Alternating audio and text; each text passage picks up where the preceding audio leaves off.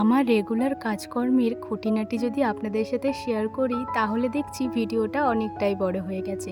সেজন্য আজকে আর খুঁটিনাটি সবটা শেয়ার করিনি। কিছু কিছু জিনিস যেটা শেয়ার না করলেই নয় সেই সব জিনিসগুলোই আপনাদের সাথে শেয়ার করব। এতে করে ভিডিওটাও ছোট হবে আর আপনাদেরও দেখতে বেশ ভালো লাগবে। Hello everyone, good morning. কেমন আছেন সবাই? আশা করছি সকলে খুব ভালো আছেন, সুস্থ আছেন আর আমরাও বেশ ভালো আছি। আমার আজকের আরও একটি নতুন ভ্লগে আপনাদের সকলকে স্বাগত জানাই।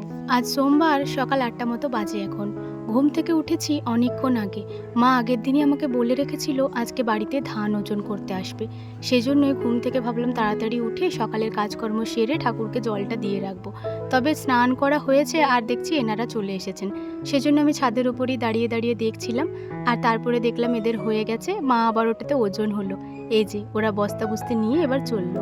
ওদের যাওয়ার পরে এবার ঠাকুরকে জলটা দেব। তবে ওরা যখন এসেছিল তখনই আমি ঠাকুর মন্দিরটা ধোয়া মোছা করে রেখেছিলাম। তবে ঠাকুরকে জল দেওয়াটা হয়নি, ভাবলাম ওরা যাক। এত ধুলো গুঁড়ো উড়ছিল, ধানের অনেক গুঁড়ো তো সেগুলো অনেক উড়ছিল, কি বলবো। সেজন্যই ছাদে চলে গেছিলাম, নয়তো মাথার মধ্যে সমস্তটাই জমে যেত। এই মুহূর্তে ওনারা সবাই চলে গেছে, তবে বারান্দাতে সমস্ত ধানের গুঁড়োগুলো পড়েই আছে, এখনও ঝাড় দেওয়া হয়নি। মাকে বললাম, মা ওটা ঝাড় দিতে গেলে তো অনেকটাই দেরি হয়ে যাবে, আমি আগে ঠাকুরকে জলটা দিয়ে নিই, তারপরে ওটা ঝাড় দেবেন। আমি তো স্নান করে নিয়েছি, আজকে আমি আর ঝাড় দেবো না। তো যাই হোক, মা বললো ঠিক আছে তুমি তাহলে জলটা দিয়ে নাও।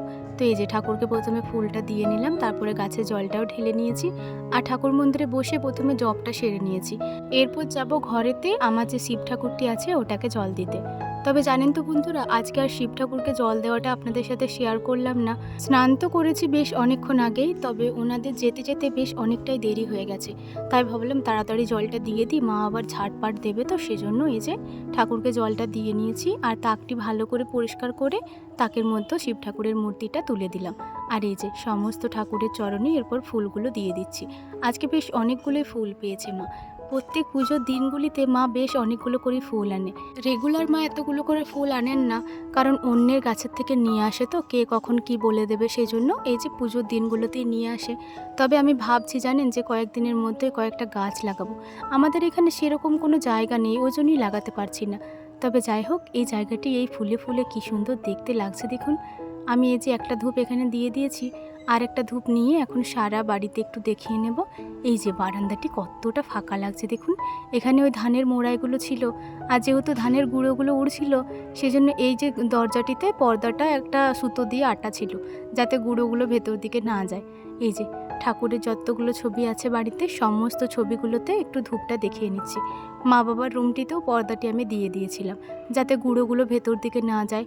আর ওই কাঁথা বালিশগুলোতে তো দেখতেই পাচ্ছেন মা একটা বস্তা ঢাকা দিয়ে রেখেছে, নয়তো গুঁড়ো বসে গেলে প্রচণ্ড পিটপিট করে গায়ে, তখন আবার কত কাঁচা ধোয়া করবে বলুন তো। যাই হোক, পুজো দেওয়া কমপ্লিট। আগের দিন রাত্রে যে শরবতটা ভিজিয়ে রেখেছিলাম এখন সেটাই খেয়ে নেব। সত্যি বলতে উপোস কাপাস দিলে একটু শরবত খেলে যেন অনেক শান্তি লাগে। বিস্কুট খেতে আমি খুবই ভালোবাসি, সেই জন্যই আগের দিন আমার হাজব্যান্ড এই যে 5 টাকা দামের প্যাকেটে 2টো বিস্কুট এনে রেখেছিল। সেই বিস্কুটটাই ভাবলাম এখন না হয় খেয়ে নিই, এই যে শরবতটির সাথেই খাবো। তবে সব কটা খাবো না, 2টো খাবো। খেতে খুবই ইচ্ছা করছে তাই। কেন বলুন তো সব কটা খাবো না, এখনই মুড়ি খাবো তো, নয়তো মুড়িগুলোই আবার খেতে পারবো না। যাই হোক, শরবতটা একটু ঢালুবুর করে নিলাম। চামচটা ওই বাড়িতে আছে জানেন, সেই জন্য এই বাটিটাই করে ঢালুবুর করে নিলাম। এরপর চলুন বিস্কুট আর শরবত সবটাই খেয়ে নিই। সত্যি বলতে খালি পেটে সাদা জল খেতে আমার একদমই ভালো লাগে না, আমার একটু শরবতটা খেতেই বেশি ভালো লাগে। ওই জন্য আমি সবসময় চেষ্টা করি সকালবেলা 1 গ্লাস শরবত খাওয়ার।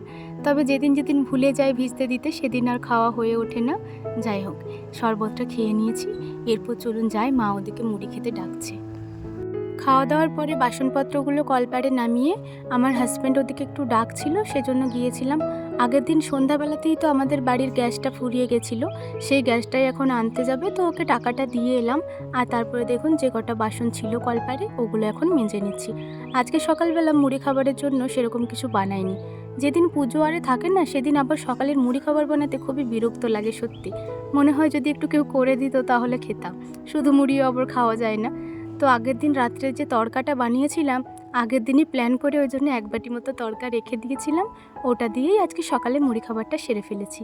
আর এই যে বাসনপত্রগুলো সমস্তটাই মেজে নিয়েছি, তারপরে এই যে পাম্পটা চালিয়ে দিয়েছি। আজকে আর ইচ্ছা করছিল না যে কল পাম্প করে করে বাসনগুলো ধুই। এই মুহূর্তে এতটাই গরম লাগছিল বন্ধুরা, কি বলবো আপনাদেরকে। আবার শাড়ি পরেছি, এই শাড়ি পরলে যে এত গরম লাগে আমার কি বলবো।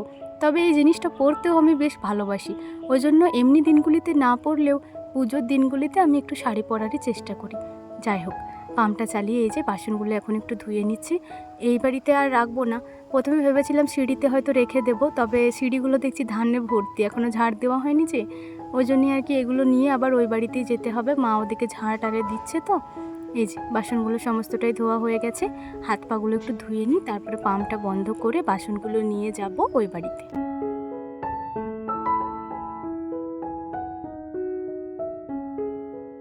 এতটাই গরম লাগছিল যে শাড়িটা পরে আমি আর থাকতে পারলাম না। এই যে শাড়িটা চেঞ্জ করে নাইটিটা পরে নিয়েছি, এরপর যেন শান্তি লাগছে। এত গরম লাগছিল কি বলবো আপনাদেরকে। আর এই যে মা ওদিকে স্নান করতে গেছে, ঘর দোয়া ঝাড় দিয়ে পরে। তো মা বলল তুমি একবার ছাদে গিয়ে বসো গা, তোমার ঠাকুমাও তো ওই বাড়িতে খেতে গেছে, মুড়ি খেতে গেছে, অনেকটাই দেরি হয়ে গেছে। তো সে কারণে আর কি আমি এলাম ছাদে। আর মা বললো একবার চালগুলো নেড়ে দেবে। তো এই যে চালগুলো একবার তুলে ভালো করে আবার মেলে দিচ্ছি। আর একটুক্ষণ বসেছিলাম, তারপরে আবার ঠাকুমা চলে এসেছিলো, তারপর ঠাকুমাই বসেছিল। আর আজকে এতটা রোদ দিয়েছে গো বন্ধুরা, এই চালগুলো একবার মেলতে মেলতেই মানে পুরো ঘামে ভিজে গেছি আমি। আপনারা তো জানেনই অল্পতেই আমার কত ঘাম দেয়। সত্যি বলতে এত কষ্ট লাগছিল, শুধু ভাবছিলাম মা যে কী করে এগুলো, আমি তো করতে পারবো না এত সব, সত্যি। এই যে চালগুলো ভালো করে মেলে দিয়েছি, এরপর চলুন নিচেতে গিয়ে একটু ফ্যানের হাওয়ায় বসি।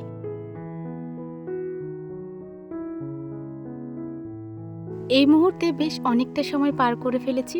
সন্ধ্যা বললে ভুল হবে, এখন ওই রাত্রি 9টা সাড়ে 9টা মতো বাজে। রাত্রের খাওয়াও কমপ্লিট হয়ে গেছে।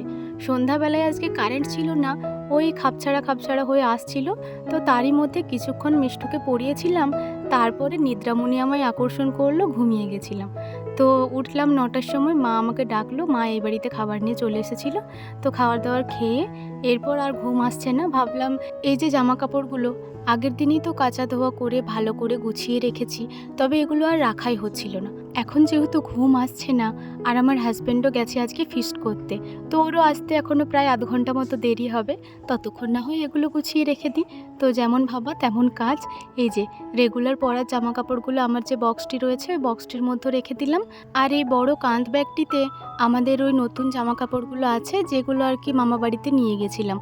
ওই জামা কাপড়গুলো তো আমার মাই কাচা ধোয়া করে দিয়েছিল, তখন থেকে ব্যাগের মধ্যেই আছে, তবে ওগুলো আর রাখাই হচ্ছিল না।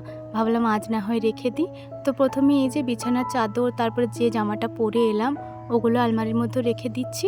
তারপরে আর কি এই ব্যাগটা খুলবো, এই ব্যাগটার মধ্যে যত জামা কাপড় আছে ওগুলো বের করব সমস্তটাই। যেটা আর কি নিচেতে রাখার সেগুলো নিচেতে রাখবো, যেগুলো আলমারির মধ্যে রাখার সেগুলো আলমারির মধ্যে রাখবো। প্রথমে সমস্তটাই বের করে নিই।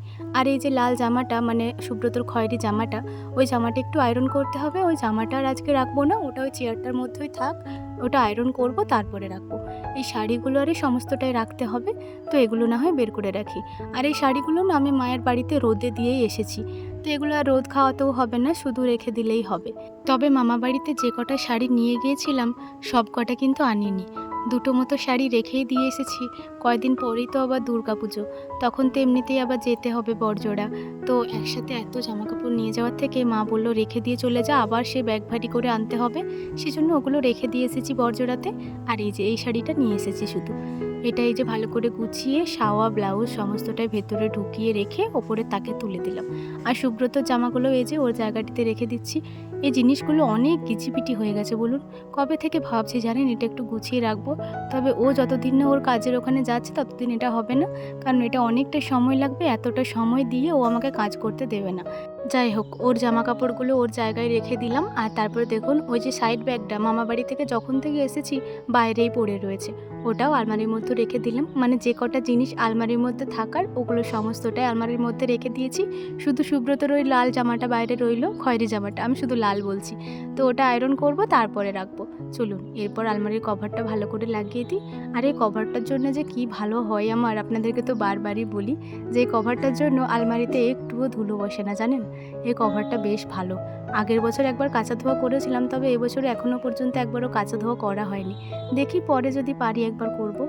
এরপর তো শোবো, তো জানালাগুলো আর লাগাবো না, কারণ সকালবেলা না এই ভোরের আলোটা দেখে আমি ঘুম থেকে উঠি। ফোনের টাইমে তো বোঝা যায় না বাইরে কতটা ফর্সা হলো না হলো, সেজন্য আর কি জানালাটি খোলা রাখি, ওতে করে বুঝতে পারি যে সকাল হয়েছে কি হয়নি। যাই হোক, এরপর চলুন আজকের ভিডিওটি এই পর্যন্তই। ভিডিওটি ভালো লাগলে লাইক কমেন্ট করবেন এবং সাবস্ক্রাইব করে আমার ছোট্ট চ্যানেলটির পাশে থাকবেন। সবাই ভালো থাকবেন, সুস্থ থাকবেন। আবারও দেখা হবে পরের কোনো একটি ভ্লগে। শুভরাত্রি।